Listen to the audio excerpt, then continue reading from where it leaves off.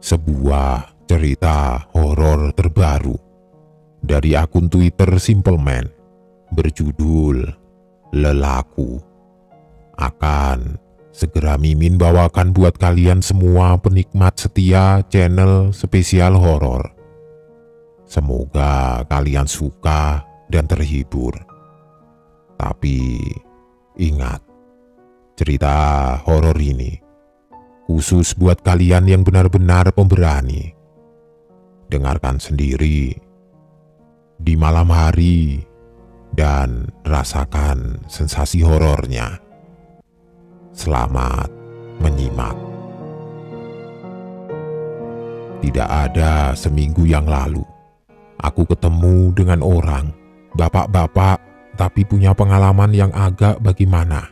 Dibilang serem, lumayan. Dibilang luar biasa, sepertinya aku setuju. Yang jelas, pengalamannya bikin aku geleng-geleng kepala. Ternyata, perjalananku selama ini tidak ada apa-apanya.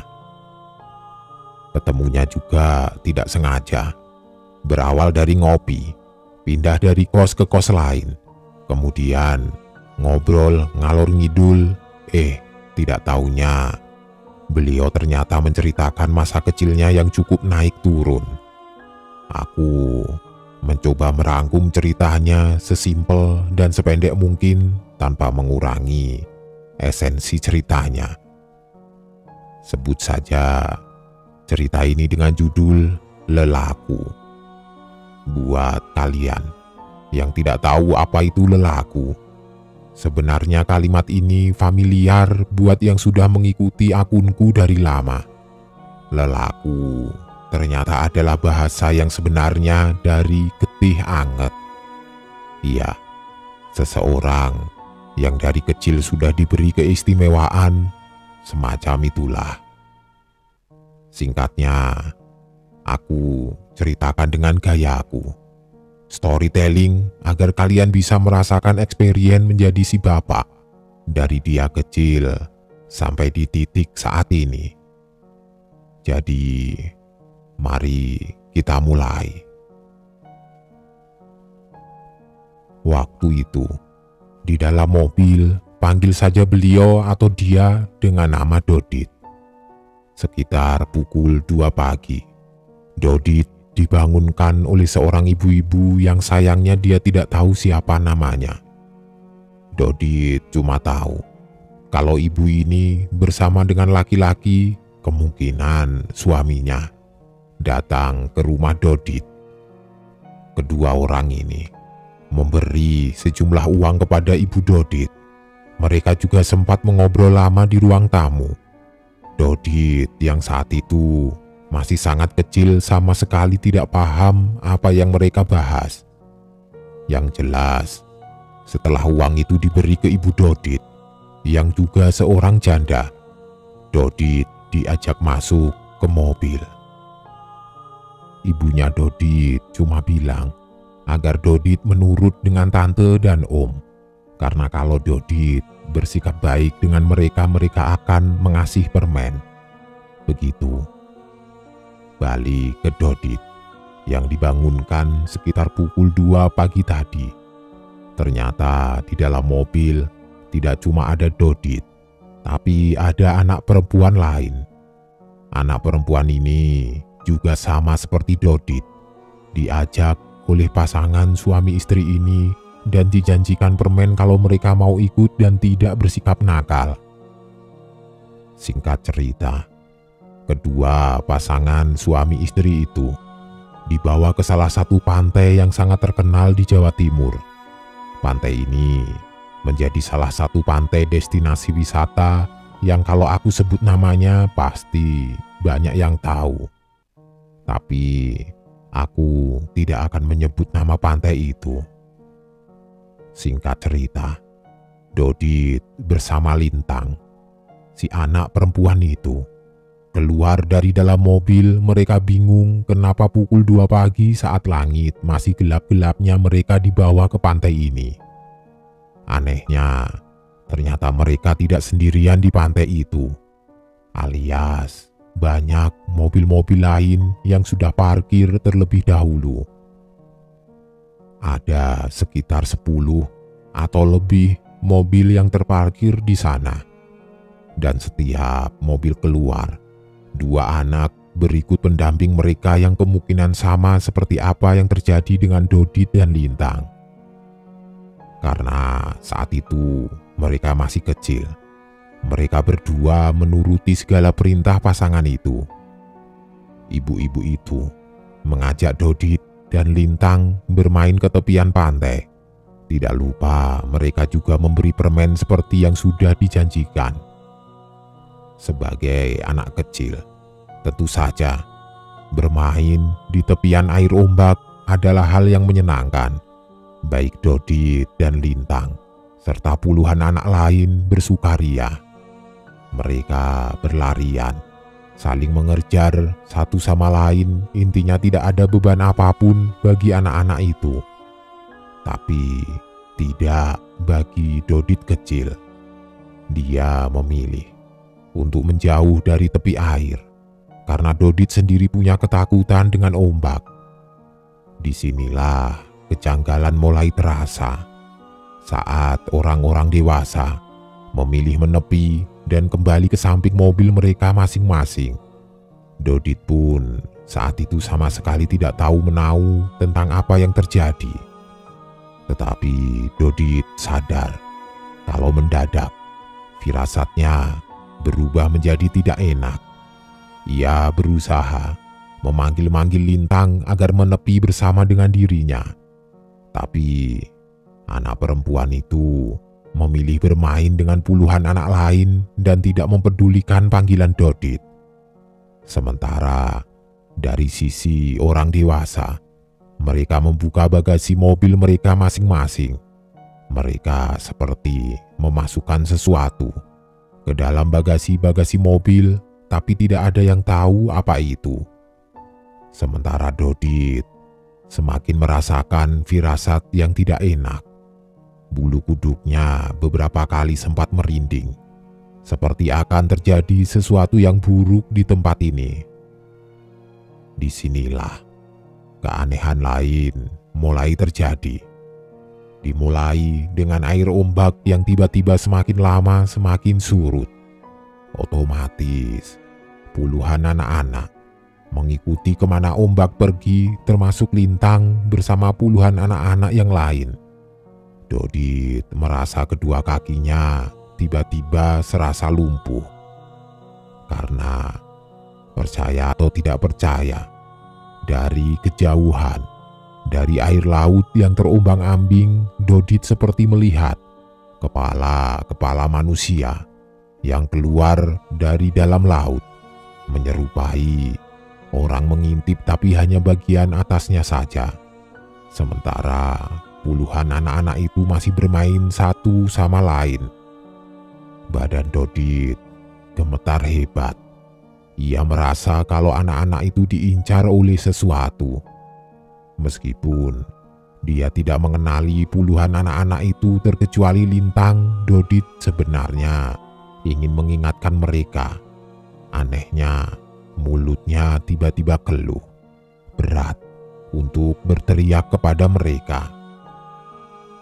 Dan seperti yang bisa diduga, hanya dalam sekali sapuan, puluhan anak-anak yang sebelumnya bersukaria tiba-tiba saja terseret air ombak.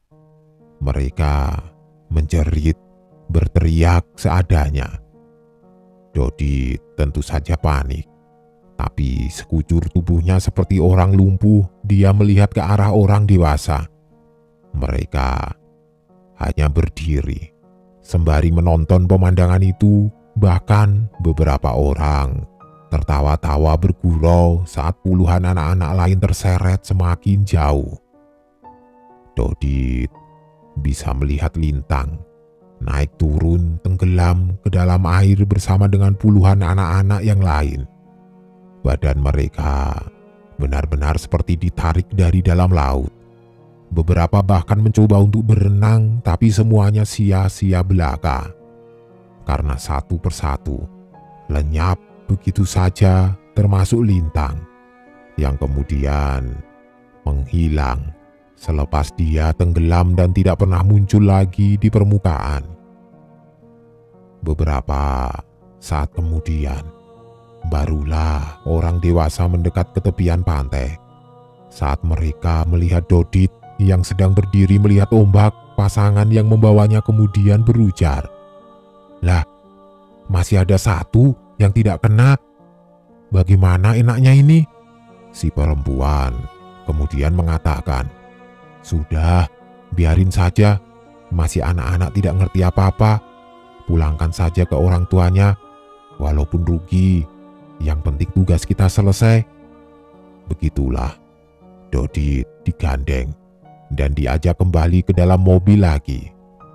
Saat itulah, Dodit sempat melihat ke arah bagasi mobil. Di situ, dia tidak percaya dengan apa yang dia lihat.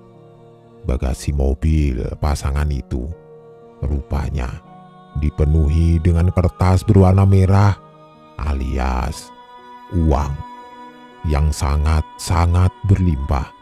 Sampai Dodit tidak tahu berapa total nominal itu, dan sepertinya semua orang dewasa juga punya masing-masing di dalam bagasi mereka sendiri-sendiri. Ketika Dodit nanti dewasa, barulah dia diberitahu bahwasanya apa yang dilakukan oleh pasangan-pasangan itu adalah tukar tumbal. Anak-anak itu dibeli dari orang tua mereka untuk dijadikan calon tumbal pengganti. Minimal satu pasangan satu anak. Tapi lebih banyak anak yang dibawa, gantinya akan semakin banyak pula. Jujur, saat aku mendengar cerita ini dari beliau, aku antara bingung harus merespon seperti apa. Aku ingat orang itu sempat berbesmili, seperti tidak tega kalau ingat kejadian itu lagi.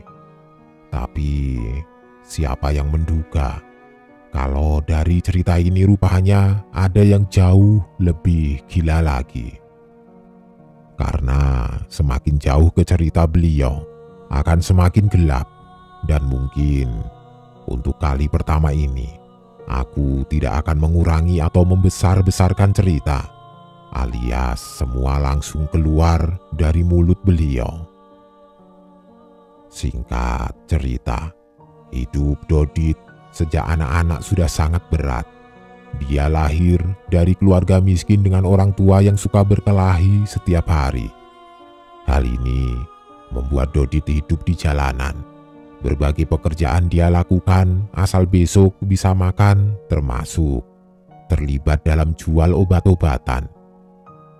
Sudah tidak terhitung berapa kali Dodit jadi incaran polisi.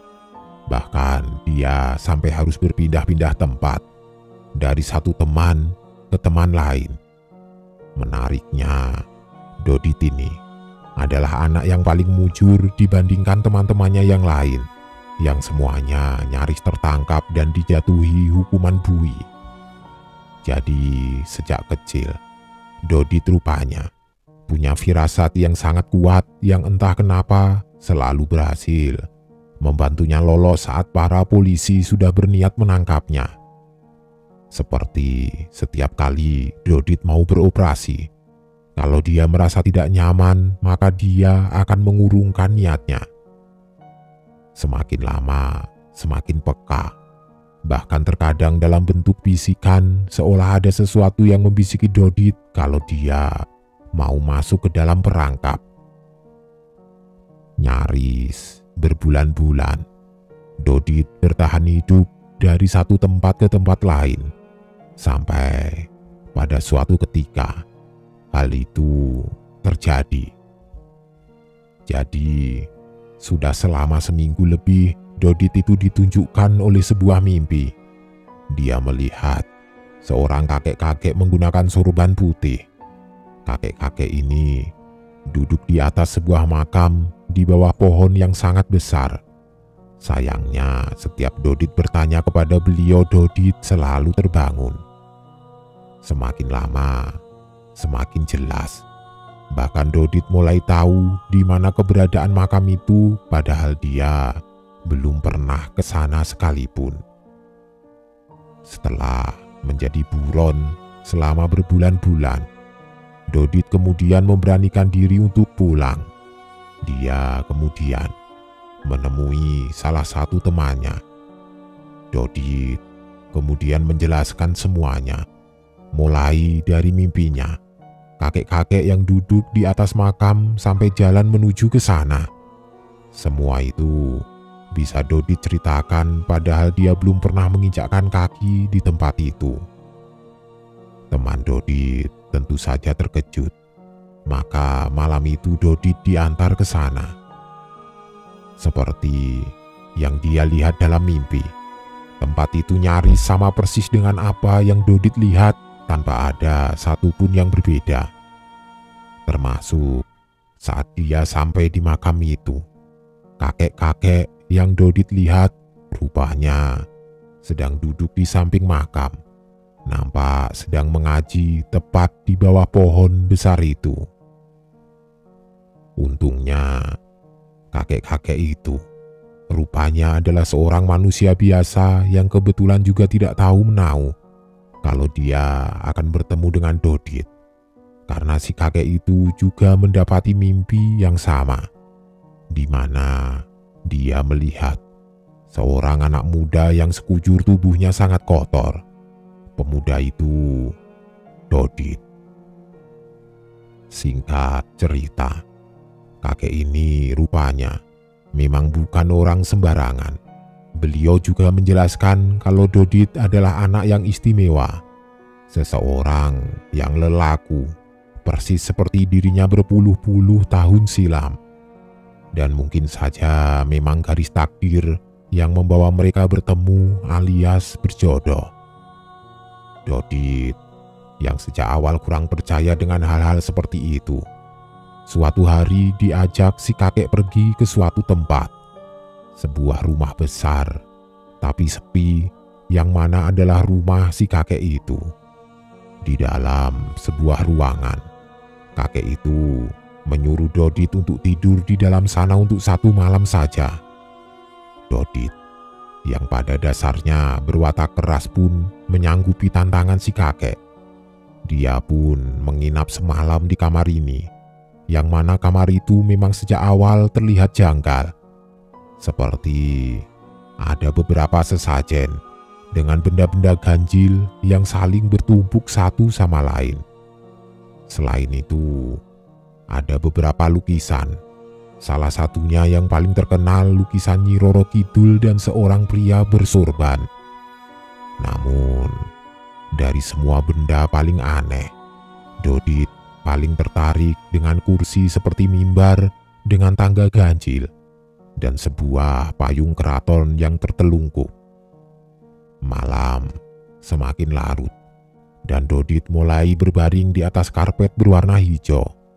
Tapi baru beberapa menit setelah si kakek pergi berpamitan, tiba-tiba bulu kuduk Dodit berdiri dengan sendirinya dan dia merasa sedang diawasi oleh sesuatu yang entah dari mana datangnya. Dodit yang pada dasarnya bukan orang yang penakut, kemudian duduk dan melihat ke sana kemari memastikan bahwa dia seorang diri di dalam kamar ini.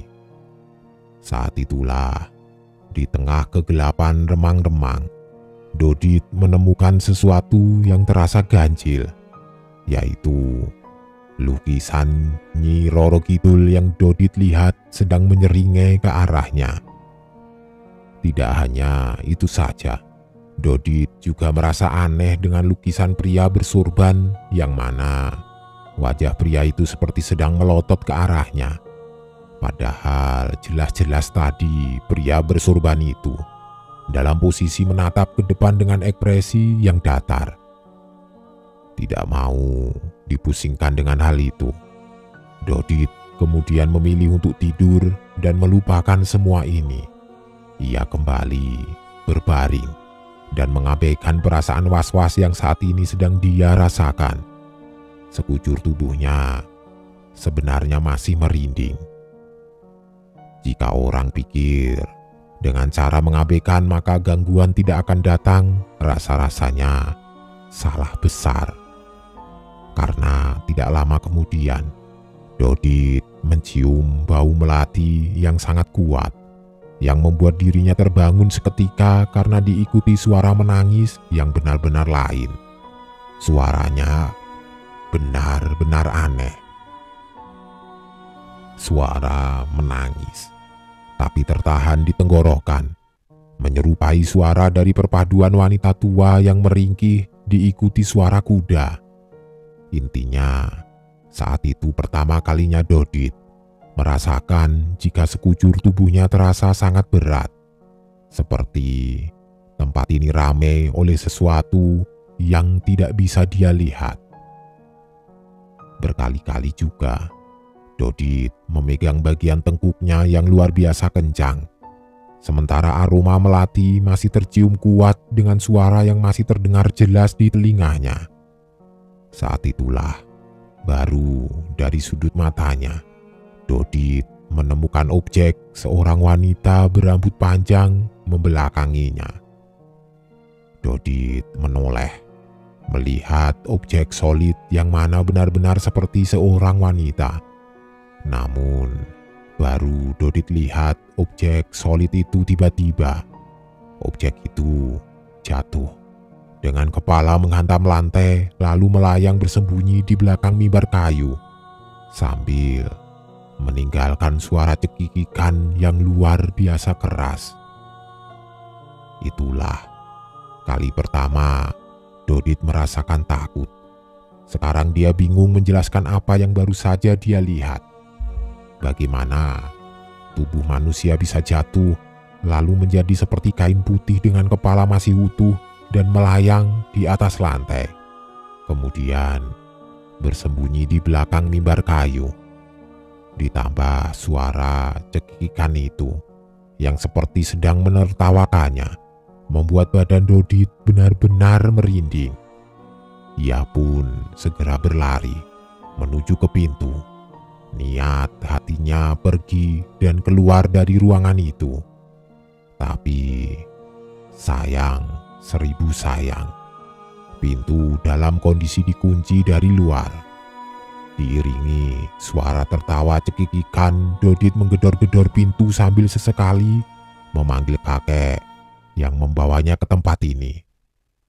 Tapi sial betul, tidak ada satupun orang yang mau membukakannya. Dodit terus-menerus menggedor sampai terdengar suara berat yang menghentaknya. Suara berat itu benar-benar mengejutkan Dodit dan membuatnya seketika menoleh. Saat itulah, di kursi mimbar kayu, di samping payung keraton yang tertelungkup, duduk sosok hitam besar dengan bentuk wajah seperti binatang. Yang jelas, saat melihat wajahnya, sekujur tubuhnya lemas dan jatuh. Begitulah akhir malam itu. Karena pagi harinya dia dibangunkan oleh si kakek yang menepuk Doditnya, yang membuka mata seketika meracau sambil menunjuk-nunjuk mimbar. Begitulah akhir malam itu. Karena pagi harinya Dodit dibangunkan oleh si kakek yang menepuk pipinya. Dodit yang membuka mata seketika meracau sambil menunjuk-nunjuk mimbar. "Genderuwo, genderuwo," katanya. Tapi si kakek tidak menanggapi kata-kata Dodit. Si kakek hanya bertanya santai, "Siapa saja yang menampakkan wujudnya?" Dodit tidak bisa menjawab. Dia sudah keburu jatuh pingsan saat melihat bentuk binatang hitam yang mengerikan itu. Tidak lama, si kakek kemudian melihat ke arah mimbar. Di sana payung keraton yang sebelumnya tertelungkup kini mengembang lebar. Payung 3 tingkat itu terbuka. Si kakek lalu berujar kepada Dodit kalau ternyata mereka memang berjodoh. Dodit benar-benar mengingatkan dirinya dengan dia saat masih muda. karena payung keraton yang terpasang di samping mimbar terbuka sampai 3 tingkat. Itu artinya Dodit sama istimewanya dengan dia. Untuk sekedar pengetahuan, payung keraton 1 tingkat diperuntukkan untuk prajurit, 2 tingkat untuk panglima perang, dan tingkat ketiga untuk para rojo atau raja. Dan Dodit ada di tingkat ketiga. Jika dia mau dibimbing, Dodit bisa menjadi orang yang berguna bagi orang lain. Waktu itu, Dodit sebenarnya masih mengelak. Dia kira hal-hal mistis tidak diperuntukkan bagi dirinya. Namun, si kakek yang kemudian memperkenalkan dirinya dengan nama Mbah Purwo masih berusaha membujuk Dodit. Ia bilang kalau tidak semua orang terlahir seperti mereka. Dodit pun pada akhirnya menyerah dengan bujukan Mbah Purwo. Ia pun mau belajar dan menuntut ilmu kepada beliau. Hal pertama yang Mbah Purwo lakukan adalah mengajak Dodit pergi ke sebuah segoro atau laut. Saat itu, Dodit tidak tahu alasan kenapa Mbah Purwo mengajaknya ke sana. Pukul tengah malam, setelah mereka semacam wingsit atau bersemedi alam, Dodit diajak masuk ke salah satu gua. Di sanalah rupanya Dodit diuji sekali lagi. Mbah Purwo bertanya kepada Dodit apa yang dia lihat di dalam air laut yang ada di bawah kaki mereka. Dengan setengah tidak percaya, Dodit mengaku kalau di bawah sana banyak sekali cahaya yang menyala-nyala. Di situ, Mbah Purwo kemudian memberitahu, tidak banyak yang bisa pada titik melihat cahaya itu yang rupanya berisikan benda-benda spiritual. Di situ Mbah Purwo semakin yakin ia mau mengangkat Dodit menjadi muridnya. Hal kedua yang dia minta kepada Dodit adalah puasa mutih selama 40 hari. Satu hal yang nanti akan sangat merubah kehidupan Dodit ke depannya. Puasa mutih sebenarnya bukan hal baru apalagi bagi orang Jawa. Cuma bedanya, puasa yang dijalani Dodit ini sedikit lain. Seperti dia tidak boleh tidur di bawah pukul 12 malam. Selain itu, ia banyak mengamalkan satu kebaikan ke kebaikan yang lain. Mbah Purwo sendiri mengaku kalau beliau mengajarkan ilmu putih, karena dalam ajaran kejawen ilmu putih juga lahir dari ilmu yang hitam, yang berarti asam manis kehidupan sudah pernah beliau lahap. Bedanya, Dodit langsung dibawa masuk ke ilmu putih ini. Mbah Purwo mengaku takut karena Dodit sendiri masih belum bijaksana. Singkat cerita, Mbah Purwo sudah berpesan kalau mendekati hari-hari terakhir puasa mutihnya akan semakin sulit dan sukar dijalani. Akan banyak yang datang meminta kepada Dodit. Cuma Dodit saat itu belum mengerti sepenuhnya maksud kata Mbah Purwo. Pada malam ke-20-an saat itu Dodit sedang duduk bersila di dalam kamar. Beberapa kali ia melirik ke arah jam di dinding. Ia harus tahan. Ia tidak boleh tidur jika waktu belum melewati pukul 12 malam. Dan anehnya saat itu, tiba-tiba Dodit merasakan tubuhnya tiba-tiba merinding. Ia sudah diperingatkan kalau mendekati hari-hari terakhir, para dayoh atau tamu akan datang. Mereka ini akan menawarkan banyak hal kepada Dodit, tapi tentu dengan satu imbalan yang berbeda-beda. Disitulah letak apakah Dodit akan bisa menuntaskan puasa mutih 40 harinya. Jadi malam itu, Dodit mendengar suara lirih perempuan seperti tertawa mengikik. Suaranya lirih dan terasa jauh, Namun, Dodit sebenarnya bisa merasakan kalau Dayoh ini sebenarnya berada tidak jauh darinya. Masalahnya, Dodit tidak bisa melihatnya, ia hanya baru bisa merasakannya. Jarum jam sudah menunjuk angka 11:55. Tinggal 5 menit lagi. Jadi, meskipun badan terasa dingin dan bulu kuduk terus berdiri, Dodit mencoba untuk tetap kuat. Ia terus menghitung jarum jam yang terus bergerak. Tinggal sebentar lagi. Tinggal sebentar lagi, katanya di dalam hati. Tepat saat jarum jam akhirnya melewati angka 12, Dodit mengamalkan pesan dari Mbah Purwo. Dodit membasuh wajahnya dengan tangan kosong. Sembari tetap bersila, Dodit kemudian menatap cermin yang ada di kamar. Sontak, dia tersentak saat menyadari kalau sejak tadi badan Dodit sedang dipeluk oleh sosok wanita yang memiliki lidah yang sangat panjang, dengan tangan kurus kering yang melingkar di lehernya. Iya, ini adalah kali pertama Dodit melihat Dayoh yang dimaksud oleh Mbah Purwo. Sosok itu menyeringai, sembari masih menjulurkan lidahnya yang panjang. Tapi Mbah Purwo sudah memberi wejangan kepada Dodit untuk tidak pernah takut. Karena kalau Dodit takut, puasa mutih 40 harinya akan menjadi sia-sia. Karena Dodit tidak ada bedanya dengan orang-orang lain yang ada di sekitarnya.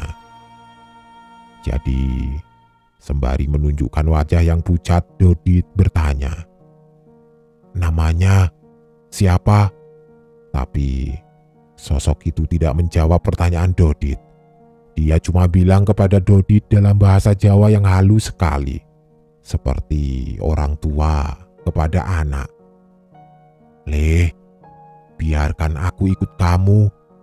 Ku bikin kamu jadi anak yang tampan, yang bisa membuat semua wanita jatuh hati. Derajatmu akan tinggi, tidak ada yang merendahkan lagi." Saat itu, Dodit bingung. Ia tidak percaya dengan perkataan sosok itu. Dengan wajah penasaran, Dodit kemudian bertanya, "Apa yang harus aku berikan kepada kamu?" Sosok itu seperti sadar kalau Dodit rupanya sudah diberikan wejangan oleh orang, sehingga makhluk itu menyeringai semakin lebar. Dengan suara yang masih terdengar halus, lembut, namun begitu dingin, sosok itu menjawab pertanyaan Dodit. "Semua anak ganjilmu, 1, 3, 5, dan 7. Sosok itu kemudian tertawa dengan suara melengking. Sejak saat itu, setiap malam sosok-sosok Dayoh yang berbeda-beda selalu datang menemui Dodit. Semua Dayoh itu memiliki tujuan yang sama, yaitu ingin ikut Dodit sampai mati. Tapi setiap ditanya soal nama, mereka tidak akan mengatakannya. Tetapi penawaran mereka juga berbeda-beda. Ada kakek-kakek yang jenggotnya menyentuh tanah. Dia meminta anak perempuan yang lahir sebagai anak sulung. Ada wanita tua bungkuk yang meminta dimandikan air kembang setiap malam 1 suro. Ada yang berwujud binatang, namun berwajah anak kecil yang meminta setengah usia bakal calon istri.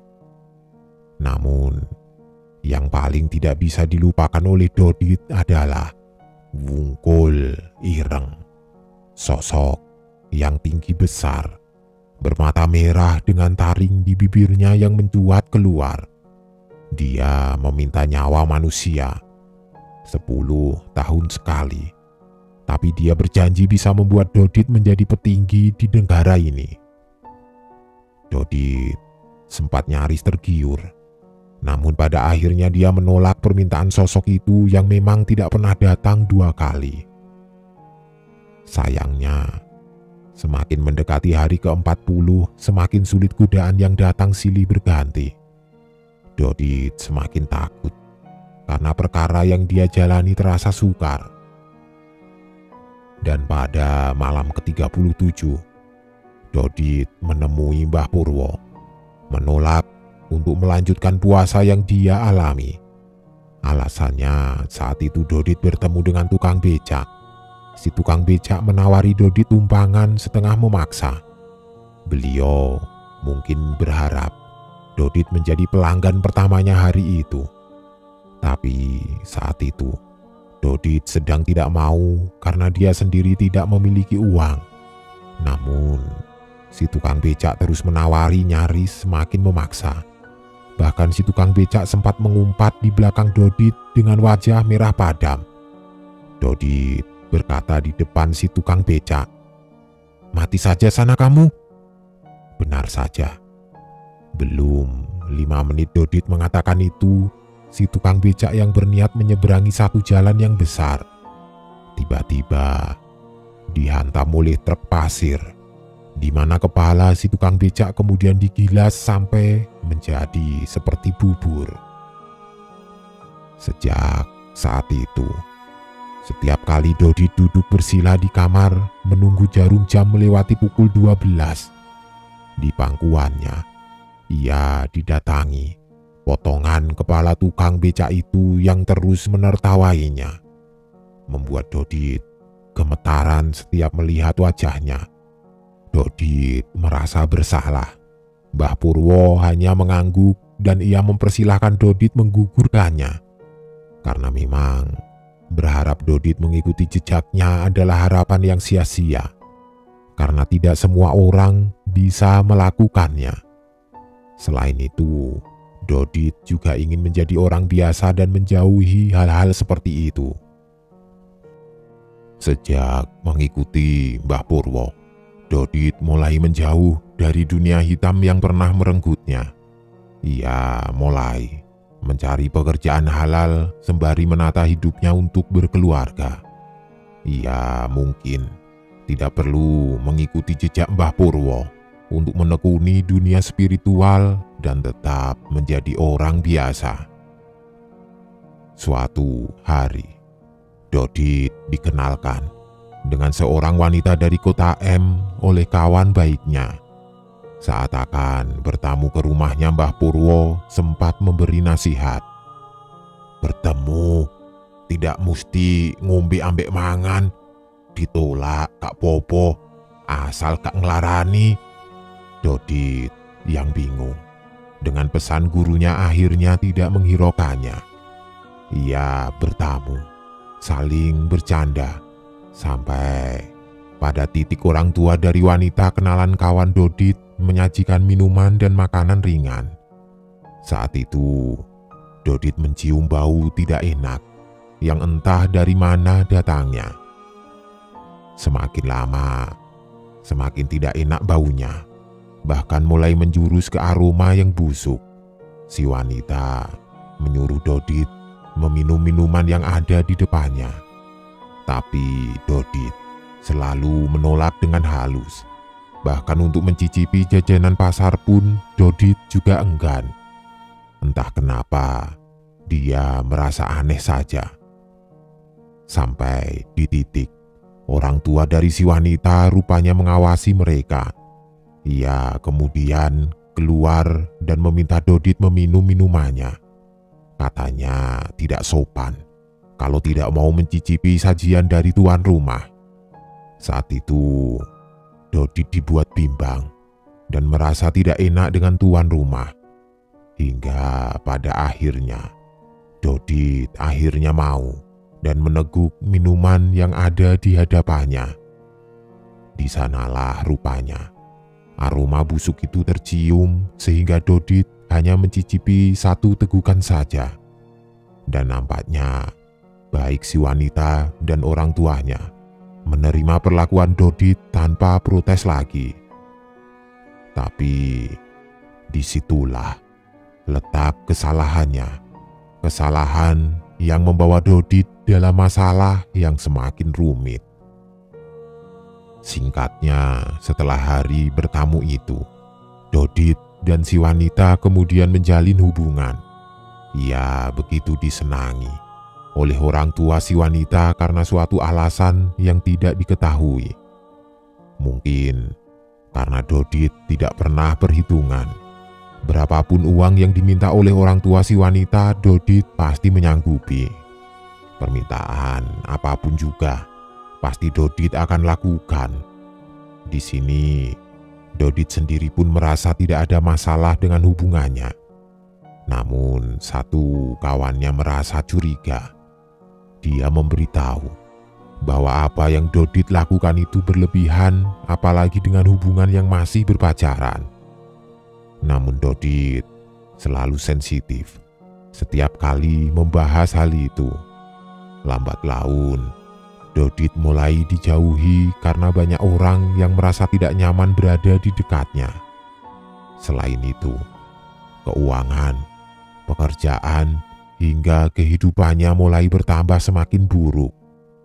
Entah kenapa, seperti semuanya berubah menjadi runyam. Tidak ada satupun urusan yang beres. Di sini, Dodit juga menyadari hubungan dengan keluarga, teman, dan siapapun juga kian berjarak. Ia tahu ada yang aneh. Dodit kemudian menemui Mbah Purwo untuk menceritakan apa yang dia alami. Aneh, saat pertama menjejakkan kaki di rumah Mbah Purwo, sikap Mbah Purwo juga tampak aneh. Dia sering melihat belakang punggung Dodit. Garis wajahnya seperti orang yang terganggu.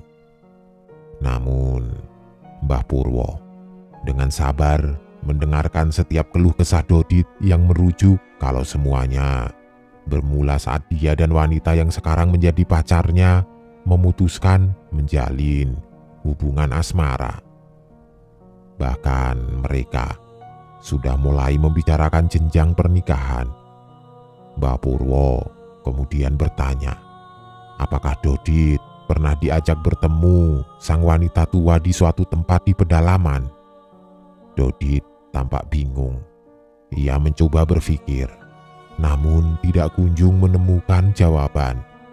Di situ, Mbah Purwo memegang tangan Dodit dan mendadak dia ingat akan sesuatu. Jadi, ceritanya, pada suatu malam, Dodit pernah diajak oleh rombongan keluarga si wanita.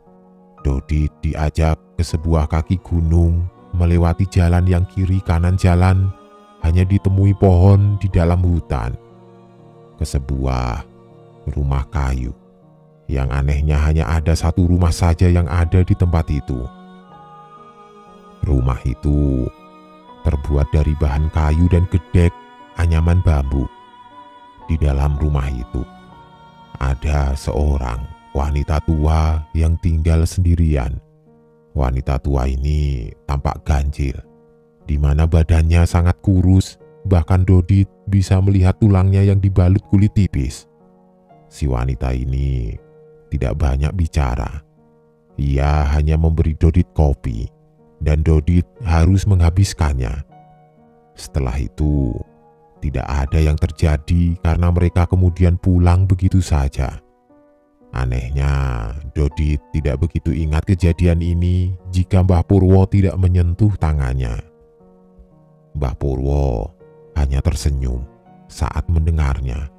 Beliau kemudian mengambil sebuah air dari dalam gentong lalu meminumkannya di mulut Dodit.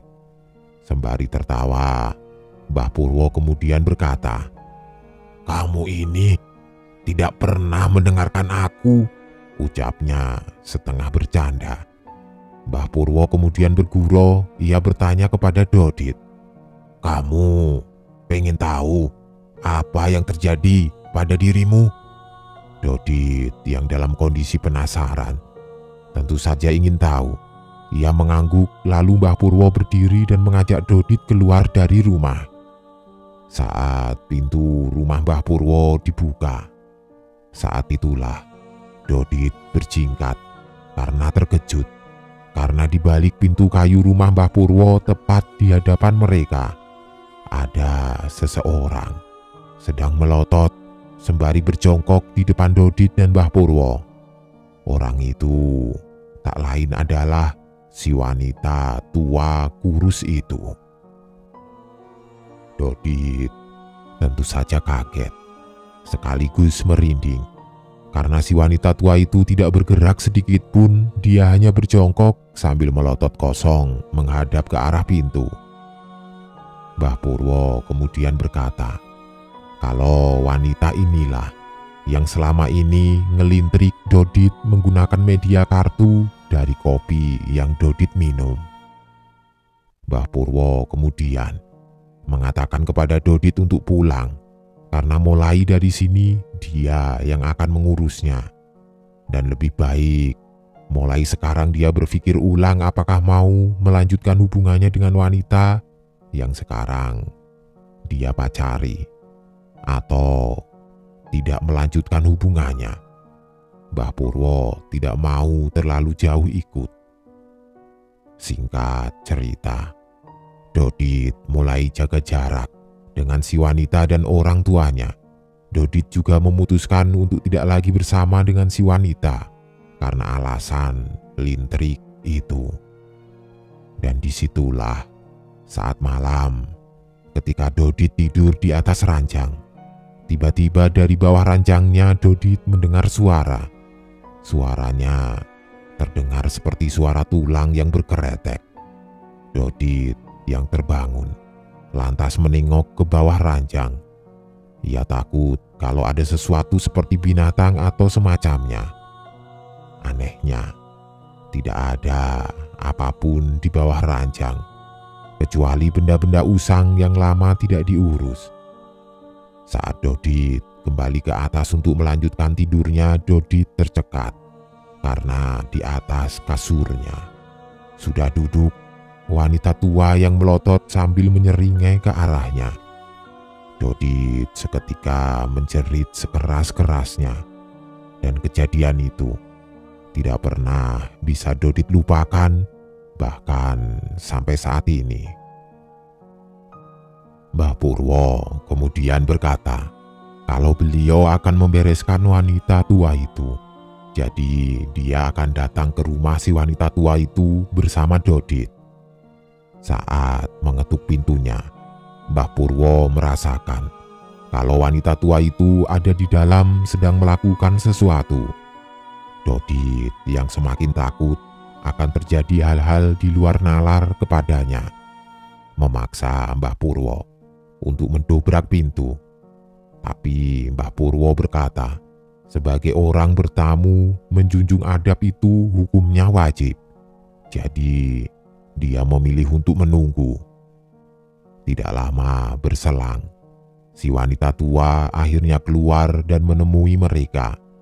Terjadi pembicaraan di mana Mbah Purwo meminta dengan sopan untuk tidak melanjutkan kegiatan usilnya yang berhubungan dengan Dodit. Anehnya, si wanita tua tertawa. Dia tidak bisa bicara kecuali tertawa. Sementara suara tertawanya terdengar mirip seperti suara tertawanya kuntilanak. Singkat cerita, Mbah Purwo yang selalu meminta dengan nada ramah dan sopan, terus-menerus tidak dihiraukan. Disitulah pertama kalinya Dodit melihat Mbah Purwo marah. Dengan wajah yang merah padam, Mbah Purwo melayangkan ancaman yang baru ini Dodit dengar keluar dari mulut beliau. Kamu, kalau sampai masih berani mengganggu muridku, kujamin kepalamu berputar, tulangmu kubakar, darahmu akan aku sesap. Kamu akan melihat duniamu yang tidak seberapa itu selesai di atas tanganku. Dengarkan, orang sinting. Wanita tua itu juga untuk pertama kalinya akhirnya tidak lagi tertawa. Ia kemudian pergi ke dalam rumah dan kembali sembari menawarkan air putih. Dengan ramah, Mbah Purwo kemudian berkata kepada Dodit, mulai hari ini wanita tua ini tidak akan lagi berani menyentuh Dodit. Dan semenjak itu, urusan dengan wanita yang Dodit pacari berakhir semuanya. Untuk waktu yang lama, Dodit akhirnya sudah menikah. Ia juga semakin jauh dengan kehidupan mistis. Bahkan, ia juga sudah jarang berkunjung ke rumah Mbah Purwo. Namun, suatu ketika, Dodit harus kembali menemui beliau karena suatu urusan yang mana belum pernah Dodit alami sebelumnya. Untuk waktu yang lama, Dodit akhirnya sudah menikah. Ia juga semakin jauh dengan kehidupan mistis, bahkan ia juga sudah jarang berkunjung ke rumah Mbah Purwo. Namun, suatu ketika, Dodit harus kembali menemui beliau karena suatu urusan yang mana belum pernah Dodit alami sebelumnya. Ibu kawan Dodit, yang sudah dia anggap ibunya sendiri, mendadak meninggal dengan cara paling ganjil, yaitu beliau mati dengan badan terpisah-pisah setelah dihantam sebuah kereta yang melintas. Seluruh anggota tubuhnya yang tercerai-berai berwarna hitam seperti daging yang dibakar. Masalahnya, sebelum beliau meninggal, kawan Dodit sempat menyinggung soal santet. Jadi, ceritanya begini. Dodit ini punya kawan baik, sebut saja namanya Rafli. Rafli ini punya kakak perempuan, Indah namanya. Dodit sudah menganggap Indah ini seperti kakaknya sendiri. Jadi sebegitu sayangnya Dodit sama Rafli dan semua keluarganya.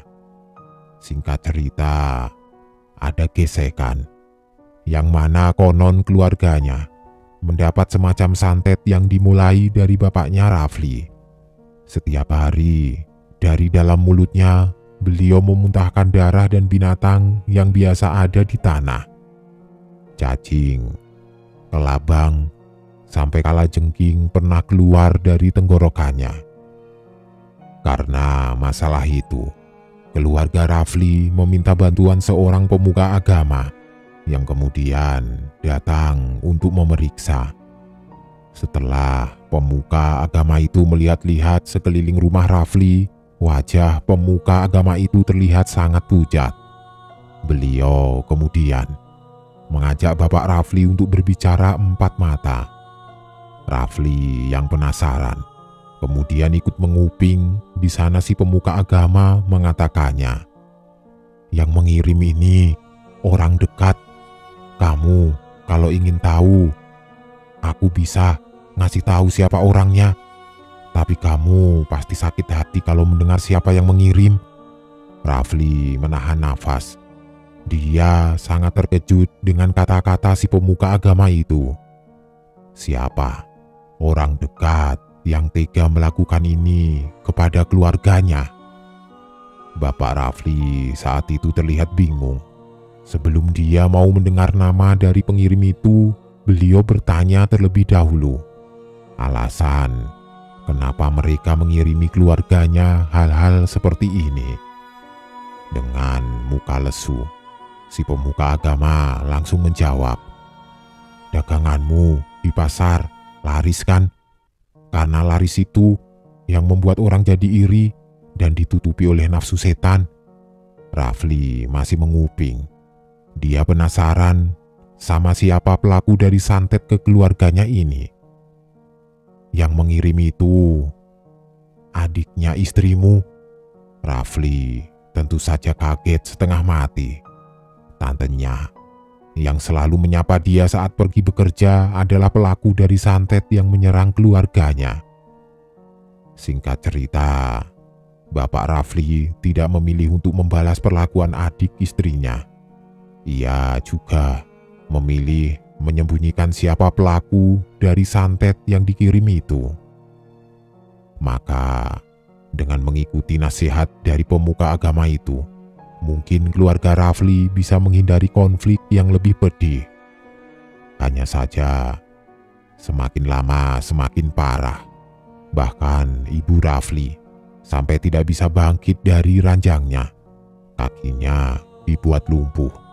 Rafli masih bimbang bagaimana adiknya ibu bisa setega ini menyerang ibu, yang adalah kakak kandungnya sendiri. Bahkan pernah di suatu malam, pemuka agama itu datang di tengah badai sambil menutupi kepalanya dengan kain sorban. Dia datang untuk memberitahu bapaknya Rafli, "Besok, anakmu yang perempuan kalau keluar dari rumah ingat, harus menggunakan kaki kanan dulu. Lalu, jangan jalan ke arah utara dulu, selatan dulu." Rafli yang mendengar itu dari ruang tamu tampak bingung. Kenapa pemuka agama itu mengatakan hal yang janggal seperti itu? Bapak Rafli kemudian melarang Indah kakak Rafli untuk keluar dari rumah dulu. Pun kalau seandainya dia harus keluar, baik Bapak Rafli sampai ibunya tidak berhenti mengingatkan soal pantangan itu. Rafli sendiri sebenarnya sudah kesal. Kalau dia bisa membalas, pasti akan dia balas. Singkat cerita, suatu hari saat masa masih genting itu, Indah keluar karena harus membeli salah satu bumbu. Rafli sendiri waktu itu sedang tidak ada di rumah. Sementara bapak juga sedang bekerja. Hanya ibu yang berkali-kali berteriak mengingatkan dari dalam kamar karena wanita itu masih belum bisa berdiri apalagi berjalan. Indah sendiri hanya menjawab iya dengan setengah malas karena capek dengan nasihat itu. Untungnya Indah keluar dari rumah dengan kaki kanan terlebih dahulu. Hanya saja dia langsung berjalan menuju ke utara tempat pedagang sayur berada. Naas, entah bagaimana itu bisa terjadi, karena kejadiannya sendiri berjalan dengan sangat cepat. Di tengah jalan raya, Indah tiba-tiba merasakan kedua kakinya mendadak mati rasa. Sebelum dia jatuh tersungkur dengan kepala menghantam aspal.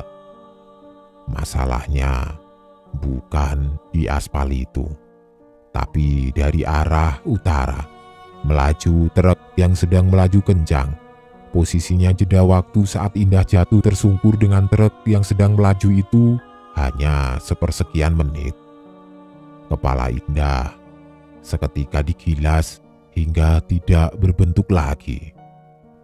Rafli hanya bisa diam melihat jasad kakaknya terbaring dengan kepala disumpal kain berwarna putih yang berlumurkan darah. Brengseknya Tante Rafli, orang yang konon dituding sebagai pelaku dari santet kiriman itu, datang ke rumahnya untuk melayat. Wajah wanita itu tampak berduka. Di dalam rumah, Bapak Rafli sebenarnya nyaris mengambil golok yang biasa dia simpan di dalam dapur. Namun, anggota keluarga yang lain segera menghentikannya. Ajaib, saat pemakaman itu sedang berlangsung, ibunya Rafli tiba-tiba bisa sembuh dengan sendirinya. Beliau bisa berdiri untuk mengantarkan jenazah putrinya ke liang lahat. Meski begitu, Ibu Rafli selalu menasehati semuanya untuk sabar dan tidak gelap mata. Musibah yang menimpa keluarganya ini mungkin sudah menjadi suratan takdir mereka. Setelah 5 bulan kejadian naas itu, lagi-lagi pantangan itu terdengar lagi. Hanya saja kali ini harus ditanggung oleh Ibu Rafli. Di suatu siang yang terik, Rafli mendapati kabar kalau ibunya meninggal karena dihantam kereta dengan tubuh tercerai-berai. Hanya saja ada kejanggalan, yang mana daging dari wanita itu berwarna kehitaman seperti dibakar oleh api. Rafli merasa sangat kehilangan. Bapak juga sama. Lantas keributan antara bapak dan adik dari ibunya tidak pernah bisa dibuktikan. Karena bagaimanapun santet itu gaib. Dodit yang mendengar kabar itu dari mulut kawan baiknya Rafli sontak merah padam. Dia pun pergi ke rumah Mbah Purwo untuk pertama kalinya setelah berbulan-bulan tidak pernah ke sana. Ia menceritakan semua tragedi itu dan betapa dia dendam kesumat dengan apa yang terjadi. Selain itu, Dodit meminta Mbah Purwo untuk melihat apakah benar yang mengirim itu adik dari ibunya Rafli. Sayang, 1000 sayang. Mbah Purwo membenarkan kalau pelaku itu memang adik dari almarhumah ibunya Rafli. Dia mengirim semacam sosok hitam besar yang selama ini berjaga di jalan sebelah utara rumah Rafli. Jebakan itu memang sejak awal dipasang di sana, karena bagaimanapun kebencian, iri dengki yang dimiliki wanita itu sangatlah besar, sehingga nyawa menjadi pertaruhannya. Dodit kemudian bersumpah dia ingin membalas orang yang sudah biadab membuat keluarga Rafli menjadi korban.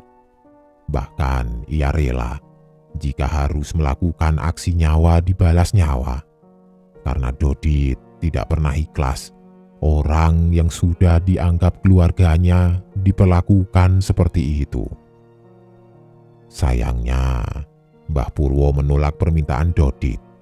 Bagaimanapun, santet bukan perkara yang sepele, apalagi jika menyangkut nyawa manusia.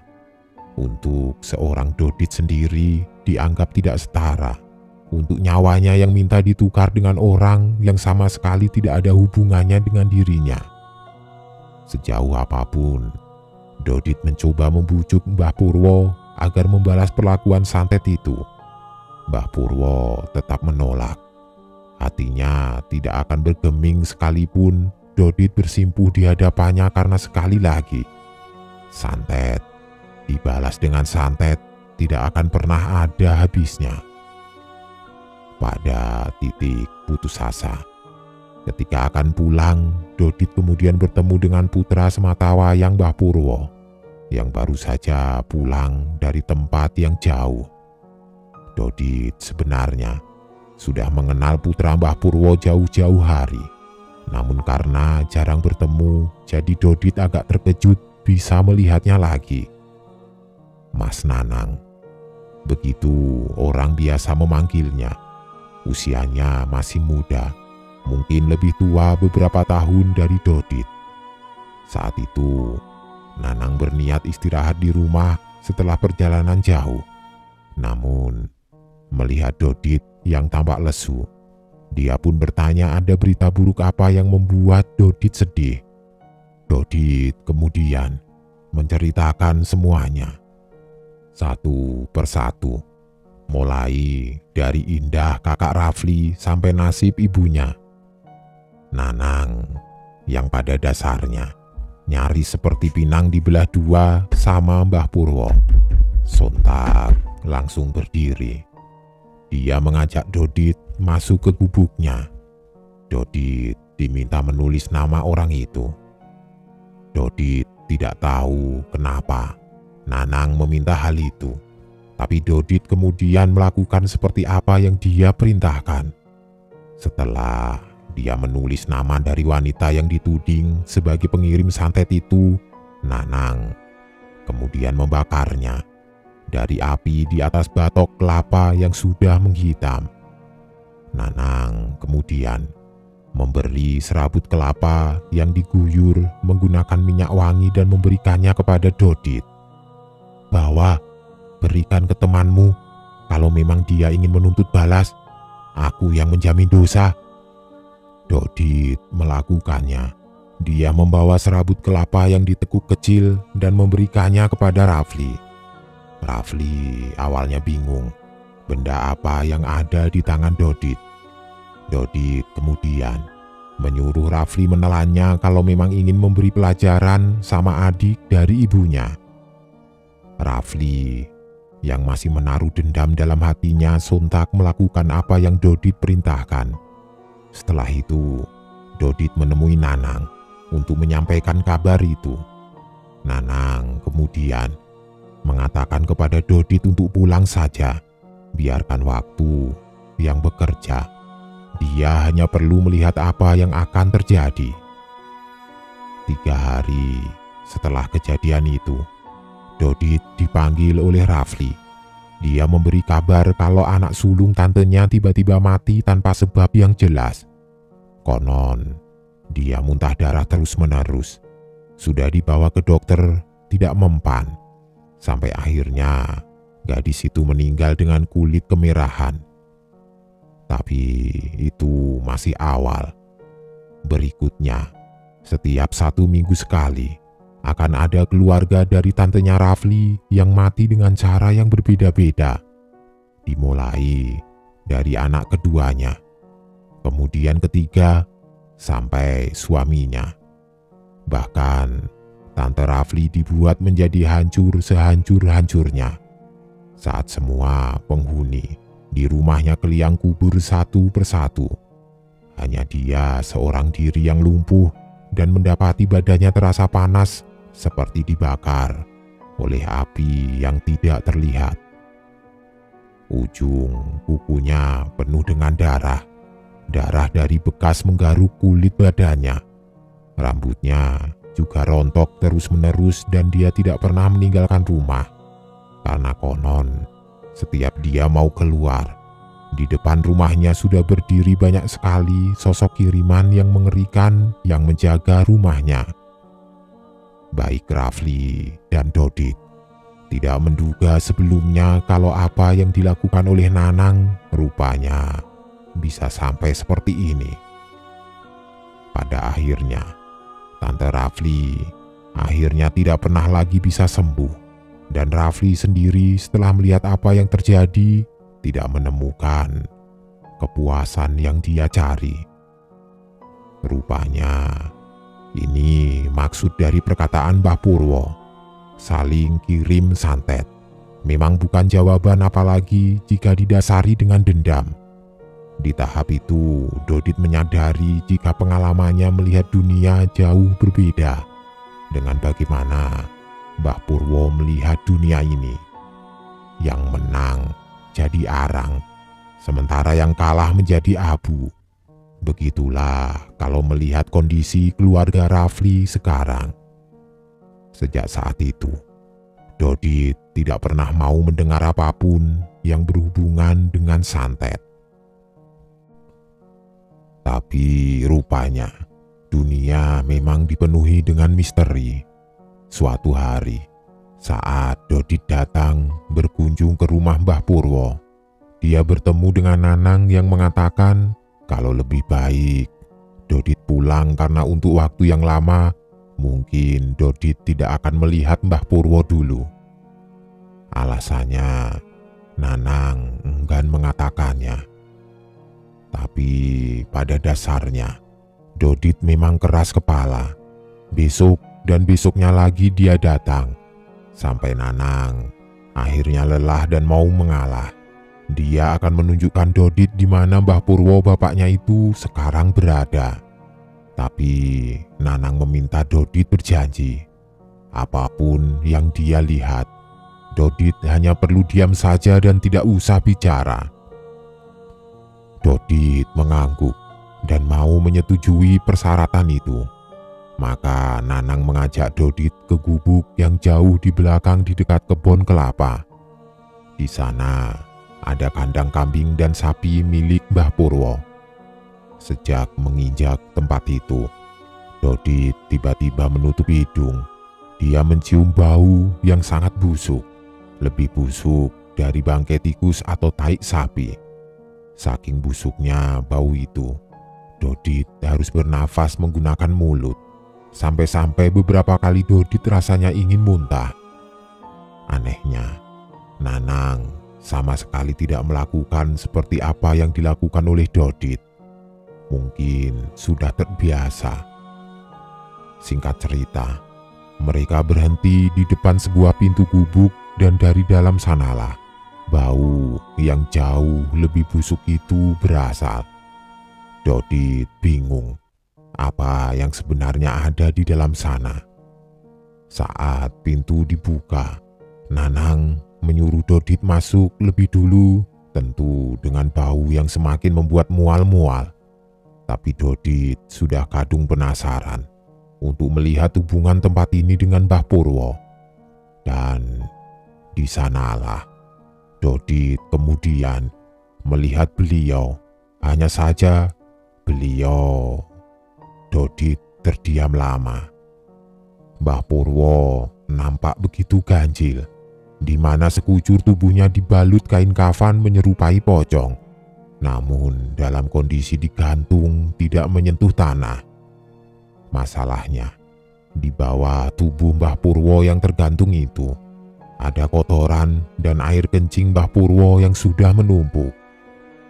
Tapi dari semua pemandangan paling aneh sekalipun, Dodit tercekat melihat kain kafan putih itu. Rupanya terus-menerus mengeluarkan darah. Nanang kemudian berkata, dari 7 lubang di tubuhnya semuanya mengeluarkan darah, kotoran, dan nanah. Alias, Mbah Purwo sedang dalam kondisi disantet oleh bukan sembarang orang. Karena siapapun yang melakukan ini sudah mengambil resiko yang paling gila.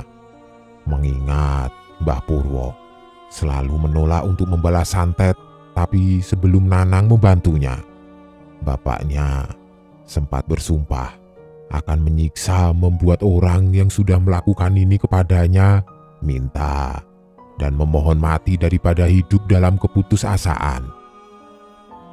Masalahnya, Dodit masih tidak tahu apa yang dilakukan Mbah Purwo dengan membalut badannya seperti pocong ini.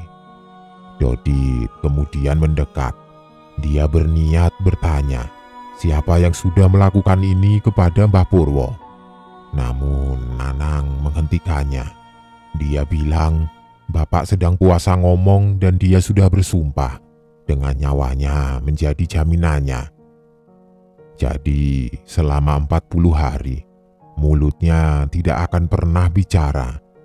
40 hari. Dodit tidak menduga ada puasa yang seperti itu. Sebenarnya Dodit sudah mendengar tentang puasa ngomong 40 hari ini yang konon digunakan untuk wirid terus-menerus di dalam hati. Tapi Dodit tidak mau tahu lebih detail bagaimana cara melakukan itu. Maka dia menunggu 40 hari. Setelah puasa ngomong itu selesai, Mbah Purwo akhirnya keluar dari dalam gubuk busuk itu. Anehnya, saat Mbah Purwo berjalan di depan Dodit, tidak ada lagi bau busuk. Justru Dodit mencium wangi kasturi. Mbah Purwo kemudian mandi dan duduk di ruang tamu sendirian. Dodit tidak tahu apa yang dilakukan oleh Mbah Purwo duduk di ruang tamu. Apa dia masih puasa ngomong seperti sebelumnya? Namun Nanang mengatakan puasanya sudah selesai subuh tadi. Sekarang yang dilakukan bapaknya adalah menunggu. Menunggu siapa? Nanti Dodit akan tahu. Benar saja, tidak berselang lama, pintu rumah diketuk oleh orang asing yang menutupi tubuhnya dengan kain hitam. Nanang lantas mendekat dan menyuruhnya masuk. Dia tahu kalau orang itu datang untuk menemui bapaknya, Mbah Purwo. Setelah orang itu dipersilahkan masuk, dia langsung bersujud di depan Mbah Purwo.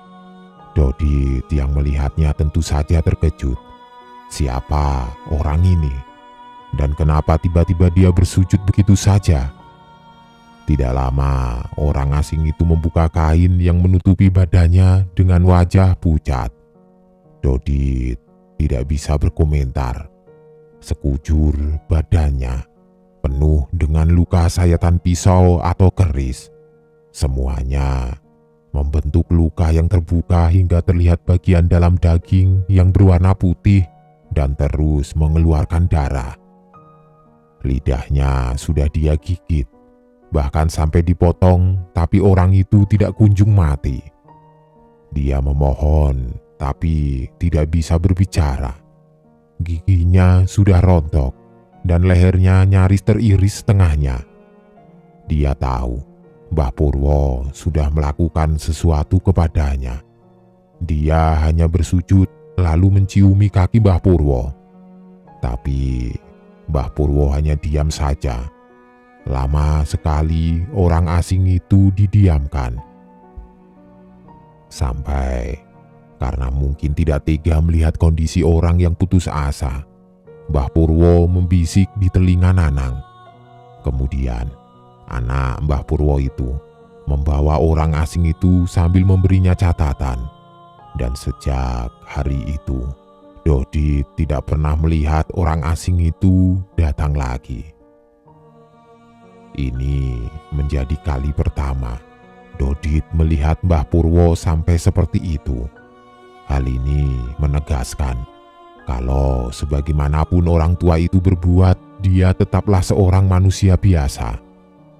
Suatu hari, Mbah Purwo mengunjungi rumah Dodit, hal yang jarang beliau lakukan selama hidupnya.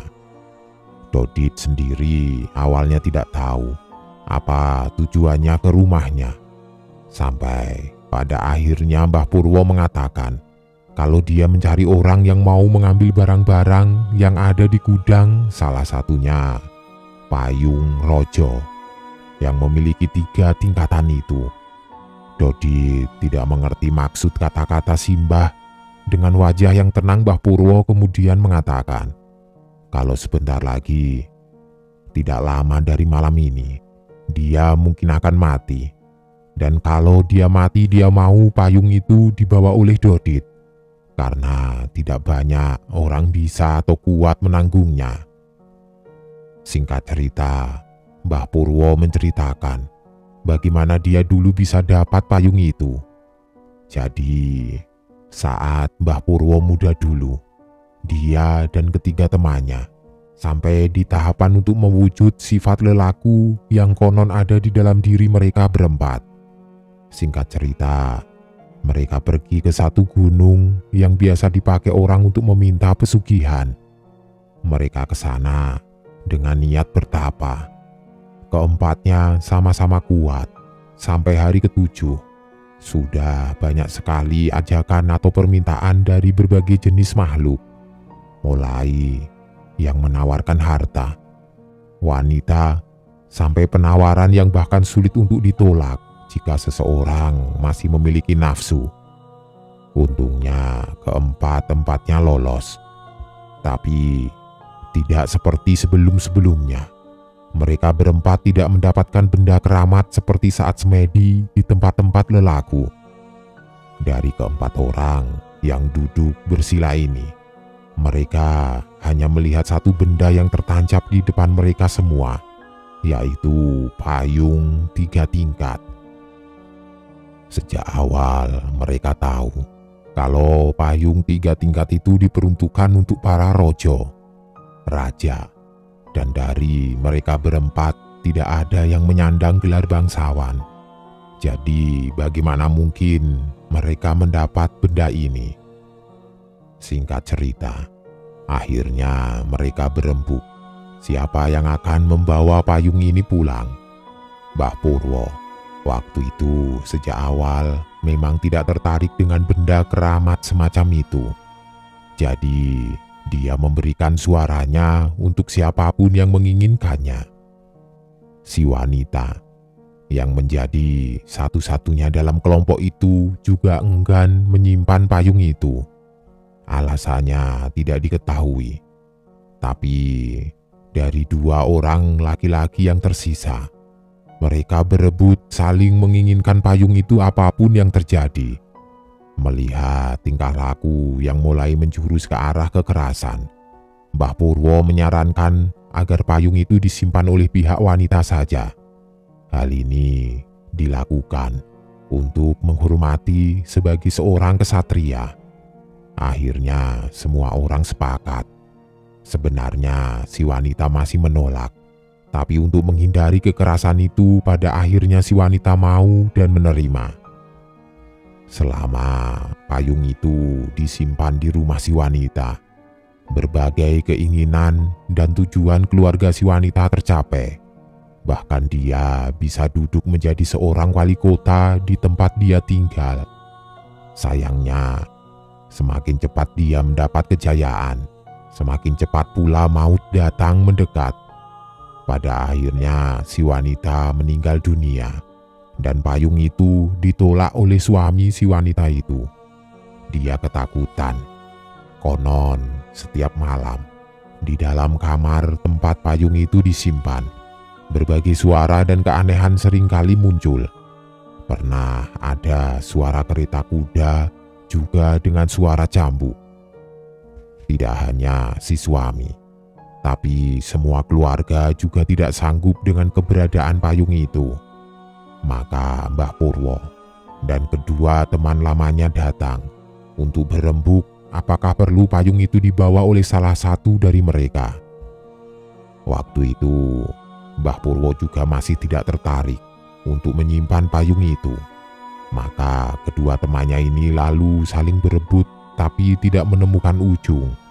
Tidak ada yang saling sepakat, dan tidak ada jalan keluar sampai keduanya bahkan akhirnya berakhir meregang nyawa yang konon katanya saling kirim-mengirim santet satu sama lain.